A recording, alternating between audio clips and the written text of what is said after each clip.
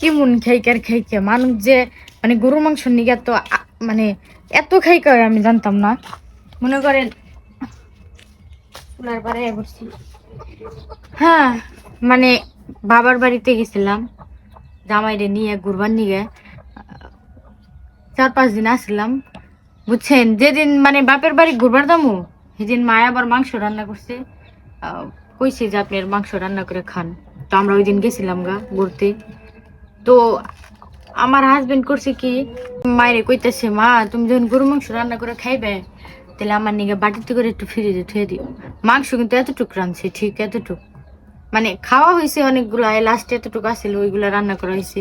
আমরা ওই দিন বাসায় আসলাম না, যাইতে শুনকই কি মা মাংস রান্না করে খাইলে আমার নিগে ফ্রিজে থুয়ে দিও।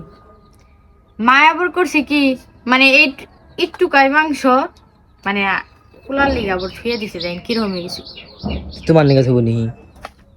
আমার নিগা আমি কইলে আমার নিগা থুইতো, মকলে আমার নিগা থইতো, আমার নিগা থইছে বুঝা নাই। মানে কোনো জিনিস রান্না করলে বুঝছেন ডিপে ধুয়ে দেয় পোলার লেগে। যদি কোনো হানি ঘুরবার যায় তাহলে হার ছেলের লিগে থুয়ে দেয়। এইটুকু মাংস হার লিগে থুয়ে দিছে। এখন দেখে মানে হার ডিপে রস রেখেছে আমার। আমি একটু হুয়া রয়েছি দেখা হারতেছে না, আমার হুয়া থাকা দেখার না। কইছে দেখার না হওয়া থাকা। আমার কাম করে বের মন চাই তাই নিয়ে কাম করে বের মন একটু চাই। হুইছি, ঘুম কাম করলে ধরছে, শরীর ভালো থাকে তুমি জানো। ঘুমাইতেছে ওই কইতেছে আমার মাংস জাল দিয়ে তো এই দেখুন জাল দিব। সব মায়েরা এরকম হয় বুঝছেন। দেখবেন যে ছেলে যদি কোনো জায়গায় ঘুরবার যায়, মাই কোনোদিন একটা জিনিস রাখলে মানে ছেলের থেকে খাইব না, হয় ফ্রিজে থুয়ে দিব, নয় মানে যেমনি হোক রেখে দিব, আইলে পরে খাওয়াইবো। জাল দিই খারো।